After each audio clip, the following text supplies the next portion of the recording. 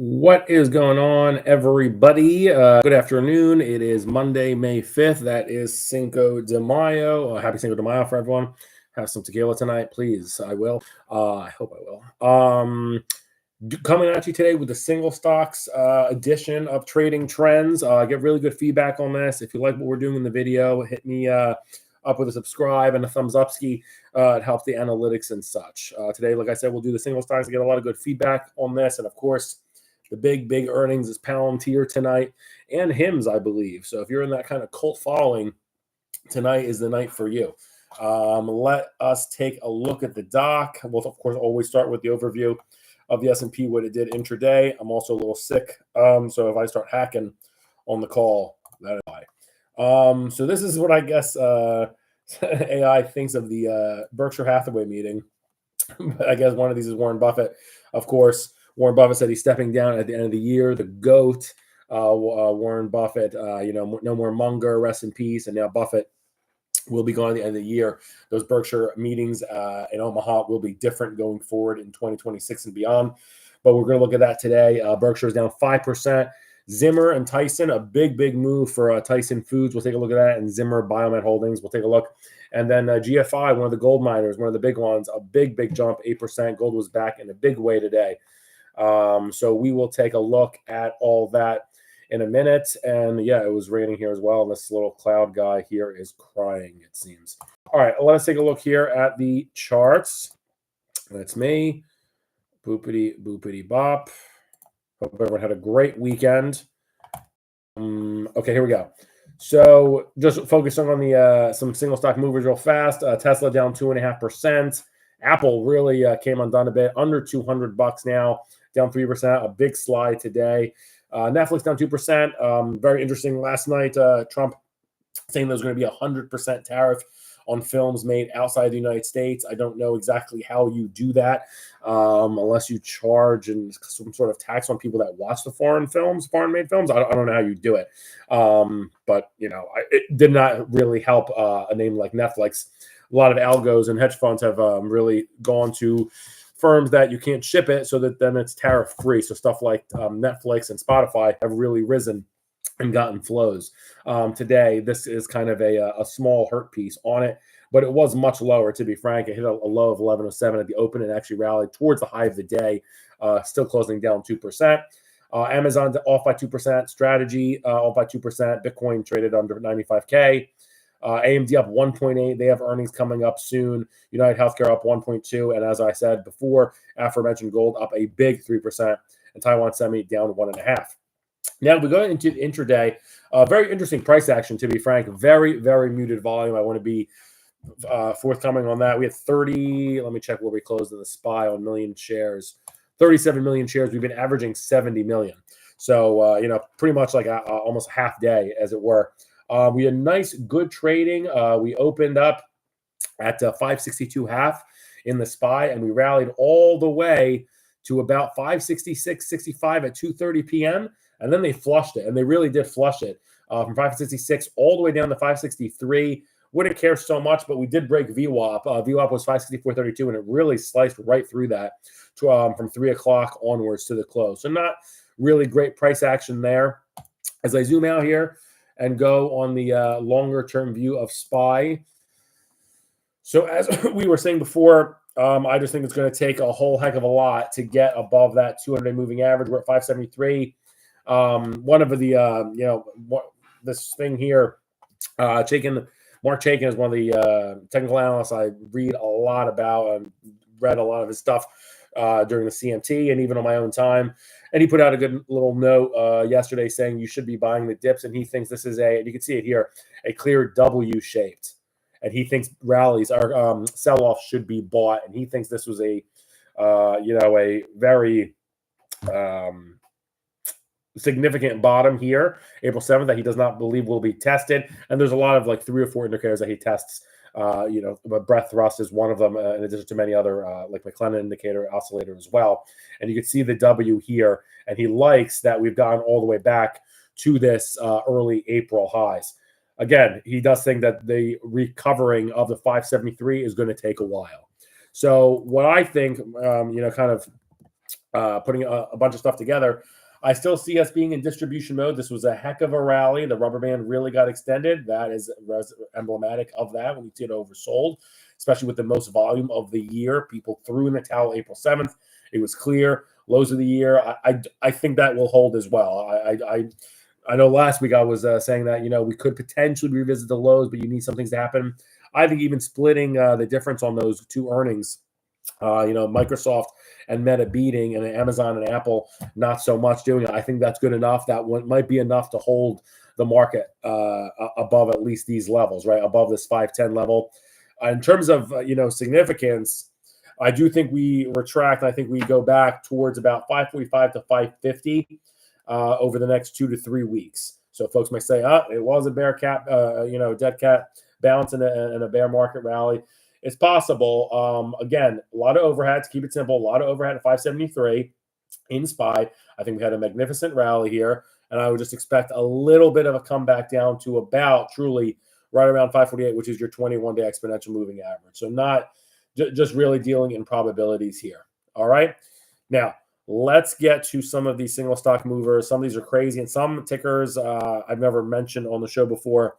And quite frankly, I don't even really look at in my own time. I love when that happens. And that's why I hope I provide to y'all. So let us see here. We are going to start with multiple Sigma movers to the upside. So GFI, one of the larger gold miners. This thing absolutely crushed it today in the face, or with the back of gold doing very well. Gold up 3%. We were talking about trying to get your pullbacks on that. This looks very good here. Obviously, look at this chart. Really, it was kind of doing nothing up until, what is this, like right around Martin Luther King Day or so. Right around January 20th, right around the inauguration, right? This thing really started to break out, and that was the point to buy. So it wasn't like you had to be in this trade for all year. It really was stuck in a long rectangle between $13 and $19. And finally, a clearer signal is several closes above the 200-day moving average, but a clearer signal is a breakout above those previous highs above $19. And that would have got you the trade from $19 to $25 here. Now, what do? I think this is basing right around $22. What a nice jump today if you were in this. And I like this one. I think it bases around 22 or so. And I do think it's headed towards 25. I think the gold train is not stopping just yet. Maybe if the market recovers, I saw a couple of notes saying that's S&P. If it's an actual perfect V bottom, kind of different from Mark Chaikin's W pattern. If it's a straight V pattern, then we should be back at all-time highs by August in the SPY. If that happens, then potentially things get lost in the gold trade. But for right now, this chart is what's speaking to me, and this looks absolutely stellar. Another thing to combine, this has had really sustained above 50 RSI trading again after that. So the confluence of all those patterns together, January 21st, of course, it's easier in hindsight, but that was a clear buy signal and overbought. There's just many things on your checklist. You go check, check, check. I know as a prop trader that we have, and that is a clear signal right there to really get involved in this name at 15.5. Like I said, right now, I think it bases right around 22 quarter. Potentially you missed your chance to get in. Oh, God. To get in with the handle, excuse me. But I do think this heads toward 25 to 26 over the next 2 to 3 weeks. And that's a hell of a move. Next big mover is CBOE, Chicago Board of Options Exchange. Of course, these are the people that help us trade options. These guys peaked April 3rd, came very close. Of course, they love volatility. VIX above 25 is wonderful news for them. Great looking chart. Absolutely great looking chart. This one really started to break out last July, and it's just been kind of a runaway train basis, has long rectangle consolidations, and then goes higher. Beautiful 200 moving average. A little bit scary in the beginning of the year, I would say, with some closers just a week's worth on their 200 moving average, but a great move. They did report earnings, I believe, this morning. Or they reported on Friday. They're one of those firms that report on a Friday. So they reported 250. The estimate was 236. The market liked that, up 2.3%, which is an outside standard deviation move for them. I think this is pretty much a fully targeted, full target. This name does not, what's the ATR on this? It's a $230 stock and ATR of 6. So not, it did a lot today, moving from 214 to whoopsie daisy, Today was a low of 226 to 233, and it closed at 232 essentially. I think this one's a full evaluation right here, and I would expect a little bit of a comeback down to about 220 over the next 2 to 3 weeks. The CBOE, a great looking chart. Have not looked at that before on the show. And then let's look at EQT. EQT having a very nice day. That's a big move for up 3%. EQT. This is an oil name. Oil has been they're more specifically, I'm sorry, in natural gas. This is a $31 billion natural gas company. These guys look very good right now. They peaked back here in mid-February at 57 bucks, call it, and now we're here at 53.5. It may have, just because of the momentum, have a little bit more of a move to go towards 54, but I think this one is kind of done for now, and this is going to trace back down to about 50 bucks over the next 2 to 3 weeks. All righty. Now let's look at the names that got their butts kicked today. Zimmer Biomet Holdings. Is this a let me take a look. I feel like I remember this name. It is healthcare equipment. They are medical technology company worldwide, $20 billion. They do orthopedic reconstructive products, et cetera, et cetera. They reported earnings this morning. Market did not like it, and boy, did they not like it. The stock went from 103 to 90, closing at a 52-week low.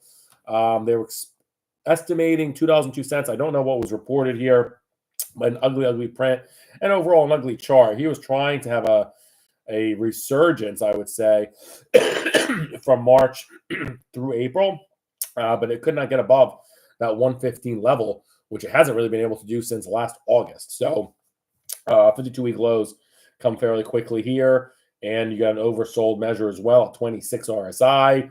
Does not look very strong there. But ZBH, one of the biggest down movers today, down 11.5%. If you own this one, yikes. Next.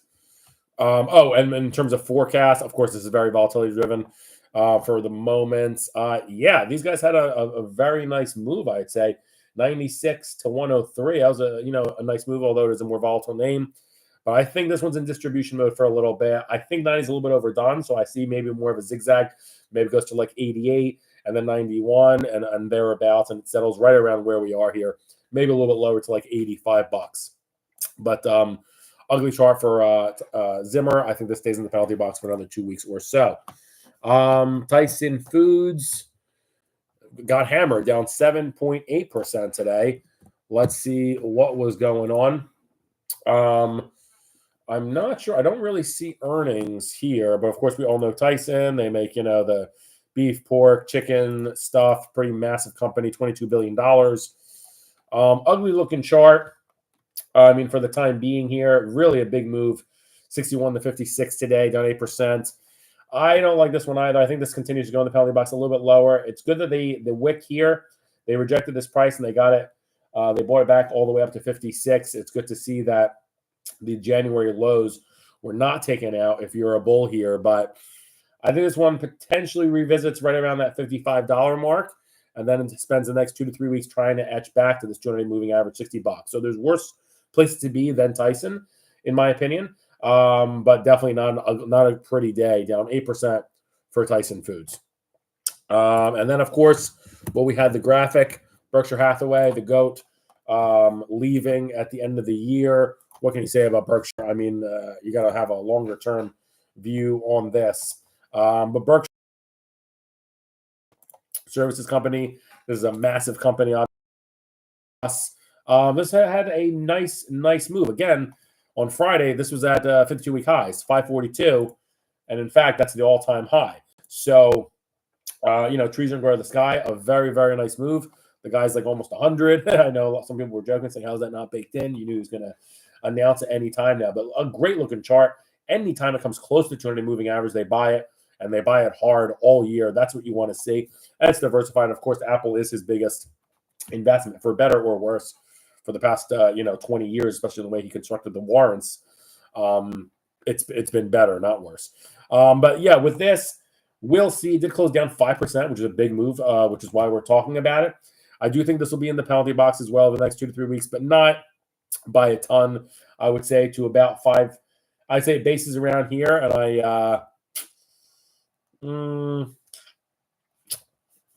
This one's kind of tough. It looks a little oversold. I do think in terms of the duration, just a quick lesson. This had a nice rally. I see this correcting in terms of time more so than in terms of price. So I see this being around, excuse me, like 520 in about 2 weeks or so. So to me, it looks like it is a buy. Of course, longer term, it is a buy. And that's my thing for Berkshire. All right. I'm exhausted. I'm on medication. All right. Top 3 gainers the past 5 days. I'm almost sick about talking about this stock, and I think no one else is. Hims up 50% in 5 days. And that's why we're talking about it. It's up 50% in 5 days. That's an average of 10% a day. Today up 2.5%. Right now, it looks like they are reporting. Let me double check. It is down 4% after hours. I think that makes sense. Yeah, they're reporting earnings right now, so maybe it just started, but it is dipping down here. We closed at 41.36, it seems, and now we're trading at 40 even. So a little bit of a move down, but again, this thing has rallied massively, 50% in 5 days. What more can you say? In terms of the chart, this one looks like it should rest a bit, and maybe the earnings is the kickoff for that. And I think this gets to about $32 or so in the next 2 to 3 weeks. So a big move. That's about $8. I know, but again, that's just moving back to moving averages. And if this holds and it's a negative earnings reaction, then I think that makes sense. But what a move! This is of course also one of the big stocks of the year, and it did peak on February 19th with the S&P. It peaked at $73 and now at 42, and your support's down here at $27. I do believe that will hold. But like I said, I'm looking for a pullback to about $33 or so on this guy in the next 2 to 3 weeks, down 5% right now after hours. Next, and this is a name I don't look at a ton, Coreweave is the second best stock in the past 5 days, up 25%. And that's why I don't know how this slipped through my code here. I like to only have stuff that's been trading for at least a year. So Coreweave is a IPO. I'm not going to spend a ton of time on this. And apologies, I put in something that has very little history. But Coreweave here, is this that? Let me make sure here. It's an IT service. Is these guys Chinese? They're a cloud platform for generative AI, and they are a $22 billion company. For some reason, I thought they were Chinese. Don't hold me to that. I'm not sure. But these guys IPO'd very recently, March 28th, for goodness sakes. And yeah, good looking for right here. Again, not a lot of history. I'm looking at a chart on another screen as well. It looks like it wants to come back down, in my opinion, to about $45 in the next 2 to 3 weeks. And then, but it is up 25% in the last 5 days. And then Instacart is our third one, up 18% in the past 5 days. Let me see what's going on with these guys. Like Instacart, it's made for the lazy. What an idea. You need something, you put it in the app and you get it. I think it makes sense. I thought the IPO was a good idea, and I knew it was going to be a winner. You don't have to wait for it a bit, but I did not participate. These guys peaked also with the S&P, $53 the same day as the S&P. It peaked at 53, and now here we are at 47. These guys reported earnings last week. It's been buoying the stock here, a clear low here, very similar to the market actually. Touched 35, and they bought that up. This looks like it's basing here. It's a little bit stretched after earnings. I would have loved an entry around 41, of course, right, which is the 200-day moving average. But my full target, to be frank, is right around $46 for this. So even given the volatility expansion, now you have this gap to fill here, which it technically just did. It's got a little bit more to go from last earnings. So maybe it has a touch more to go to 48. And I do think it spends a little bit of time right around 46. So kind of messy, but upward trajectory. Top 3 losers of the past 5 days. Here we go. XYZ Block. These guys changed their ticker again. Is this the old Square? I can't keep up with this nonsense. This is Block, like Block. Yeah. So Square, Cash App. I didn't even realize they changed the ticker to XYZ, whatever. So this is a $30 billion company. We know it as the old Square. This has been down hard here, down 20% in the past 5 days. Not a great looking earnings. It hit 52-week low the day after on the most volume of the year. This thing has been quite a dog since January 31st. And I'm doing that based on 50 RSI and just breakdowns. And then really, again, you really want to understand and make note of when earnings confirm a technical move. So you can see here, ugly gap. The earnings reported here on February 20th. Not a great time to do it either. That's the day after the S&P peaked. And the Fed was going through their dance and moves there. And then look what happens here. Breakdown, trades below 200 moving average. Oversold for, what is that, a month? 3 weeks. And then what happens again here? Earnings. Trickle down, more volume. It doesn't look good. I think this stock has lower to go, potentially to about $42 or so. I would not be in this name.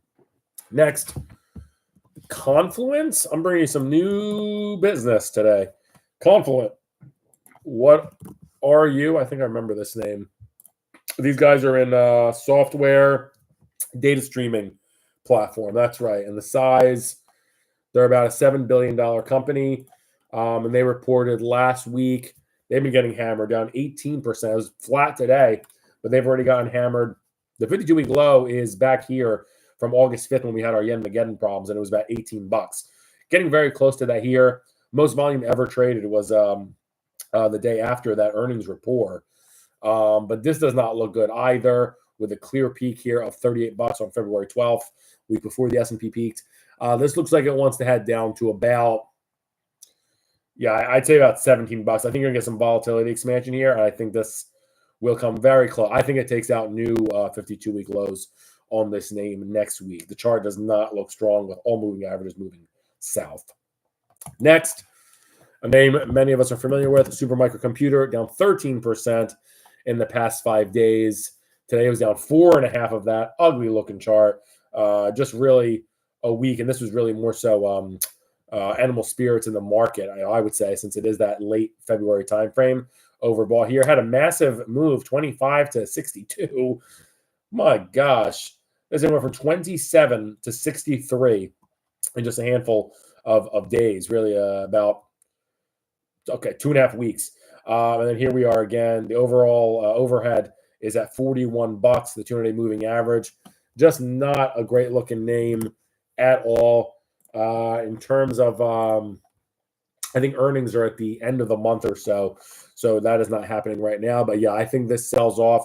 This looks like to me it wants to head to about $25 and match those February lows. We'll see if the November lows, the 52-week low, gets taken out at 17 bucks. But this is not a great looking chart here. A $20 billion company is Supermicro, and they do, of course, the high performance server and storage solutions, etc. But ugly looking chart here. I think this one heads to 25 in the next 2 to 3 weeks. The best 3 trades of the past 5 days. If you were long HIMS, long Coreweave, although I want to forgive that because it has really no history, and short XYZ or block/square. Those are the best 3 trades of the entire marketplace. And I know everyone wants to know, Palantir, have they reported yet? What is the news? Oh, down 7%. So we were saying, I've talked to a bunch of users about this. Everyone's cracked out on this name. I said to the upside, and this is interesting because tomorrow is the open, obviously. I said on the upside, we would pop to 140. I know some folks had 160 as a figure. The expected move, I believe, was 18%, which is absolutely insanity. And for the down move, I said we should trade down to 100 or so. Again, just be mindful that we're trading at basically 2x, more than 2x the 200-day moving average. That's amazing slope. Obviously, the chart is untouchable. One other thing, too, about the trend in this, it's always been earnings lifting the stock to new heights, literally each time to new highs. You didn't get it today so far. It's down 7%. We closed at 123. Let me just double check something for you here. Oh, man. Yeah, close of 124. And we are trading 115 live right now. So I had said before that we trade down to about 100. I think the 3 digits will hold, but I did see a sell. If it was not a great gainer, I saw it's going down to about 100, 105 or so. And I think that's still fair and it's still a buy. But interesting to see the trend here. And you can almost see like the saucer right here with 125 being too rich here. So we'll see. We'll see how that one opens tomorrow. It is down 7% right now and slipping a little bit further, 7.25%. Take it easy. Love you all. If you like what you heard and all that stuff, give me a thumbs up, Ski, one of these things. And I hope I feel better. I hope no one's sick out there. Talk to you later.